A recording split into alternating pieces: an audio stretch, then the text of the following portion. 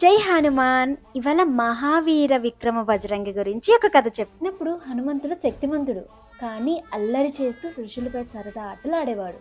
ఒక ఋషి బాధపడి శపిస్తాడు, నీ శక్తులన్నీ నువ్వు మర్చిపోతావు, ఎవరన్నా గుర్తు చేస్తే తప్పితే నీకు ఆ శక్తులు గుర్తురావు అని. అప్పటి నుండి హనుమంతుడు సాధారణ వానరుడిలా జీవించాడు. కానీ రాముణ్ణి కలిసిన రోజు నుండి ఆయనకి దిశ తిరిగింది, జీవితం సేవకు అంకితమైంది.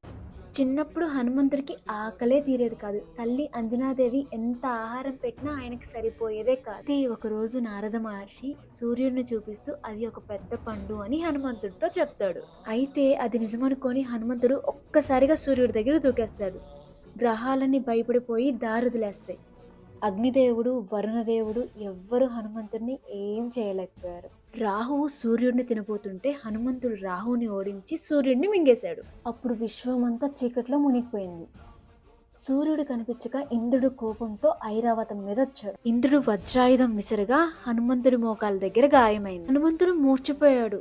మళ్ళీ సూర్యుడు తిరిగి వెలిగాడు. ఐదేవుడు అంటే పవనదేవుడు తన కుమారుడైన హనుమంతుడిని అలా చేసినందుకు కోపంతో ప్రపంచం నుండి గాలి ఆపేశాడు. అందరూ ఊపిరాడక భయపడ్డారు.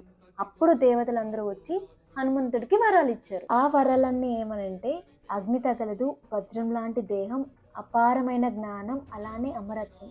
ఇవన్నీ ఆయనకి వరంలా లభించాయి. వజ్రం లాంటి దృఢమైన దేహం వల్లే హనుమంతుడిని బజరంగి అని అంటాం. జై శ్రీరామ్.